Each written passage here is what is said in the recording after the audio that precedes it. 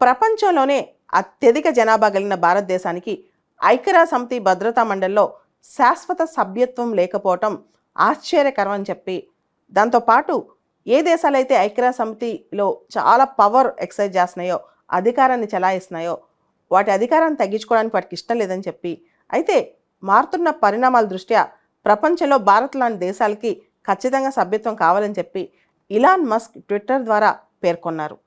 ఈ మస్క్ చెప్పిన స్టేట్మెంట్స్ చాలా వార్తల్లోకి వచ్చాయి. చాలామంది వీటి గురించే చర్చిస్తున్నారు. అయితే ఇంతకు మునిపే UN secretary general Antonio Guterres కూడా ఒక స్టేట్మెంట్ చేశారు. ఐక్యరాజ్యసమితి ప్రస్తుత ఏర్పాటు అనేది 80 సంవత్సరాల క్రితం ఉన్న గ్లోబల్ రియాలిటీస్ని సూచిస్తోందని, మారుతున్న పరిస్థితుల దృష్ట్యా చాలా మార్పులు రావాల్సిన అవసరం ఉందని, ముఖ్యంగా ఆఫ్రికన్ యూనియన్లో అసలు ఆఫ్రికా ఖండంలోనే ఒక్క దేశానికి కూడా భద్రతా మండలిలో శాశ్వత సభ్యత్వం లేకపోవడం తప్పు అని చెప్పి ఆయన కూడా వ్యాఖ్యానించడం జరిగింది.